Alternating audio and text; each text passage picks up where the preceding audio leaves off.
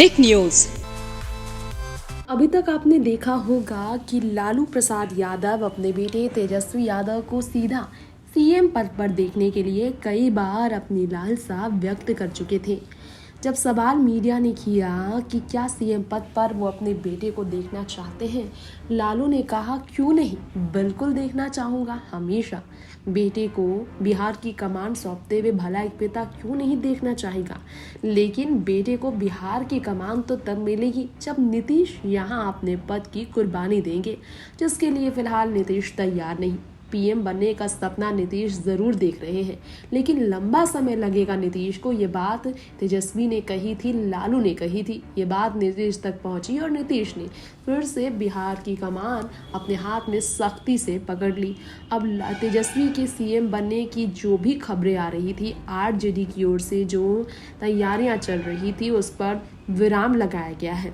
इस बीच लालू प्रसाद यादव के बेटे तेजस्वी, जो कि डिप्टी सीएम के पद पर तैनात है बिहार में, आरजेडी जेडीयू के गठबंधन के बाद उन्हें लेकर राजनीतिक सलाहकार कहने वाले प्रशांत किशोर ने जमकर घेरा है। जी हां, जन सुराज पदयात्रा पर निकले प्रशांत किशोर ने कहा, लालू जी का लड़का 9वीं पास और वो उप मुख्यमंत्री है। पदयात्रा के दौरान पीके ने तेजस्वी पर तंज कसा है और उन्हें ललकारा है। जी हां, कहना है उनका 3500 किलोमीटर लंबी पदयात्रा कर बिहार के हर कोने में जाएंगे। लोगों के बातचीत करते हुए पीके तमाम दूसरे राजनीतिक दलों पर हमलावर हुए हैं, जिन्हें लेकर कहा जा रहा है कि बीजेपी पर वो मेहरबान है। नीतीश ने उन्हें कहा कि कोई भी जेडीयू का उत्तराधिकारी बनने वाली जो खबर छपी है गलत है, क्योंकि प्रशांत ने गलत बात कही है। कोई ऑफर नीतीश ने उन्हें नहीं दिया था। अब प्रशांत पहले तो नीतीश पर हमलावर हुए। उन्होंने कहा नीतीश की ऑफर को उन्होंने ठुकराया। अब तेजस्वी को भी अपने निशाने पर प्रशांत किशोर ले चुके हैं।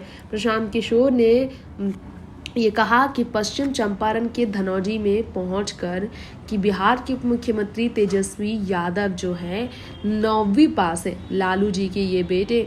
अब आपका बच्चा 9वीं पास होगा तो क्या उसे चपरासी की भी नौकरी नहीं मिलेगी, ये कहकर तेजस्वी ने तंज कसा है बिहार की सरकार पर। साथ ही में कहा कि 2014 में चुनाव हारने के बाद नीतीश ने दिल्ली आकर कहा कि हमारी मदद कीजिए। 2015 में लोगों ने उनको जिताने में कंधा लगाया। 10-15 दिन पहले बुलाकर वो बोले थे कि साथ काम कीजिए, लेकिन नहीं बोला मैंने कि काम करूंगा।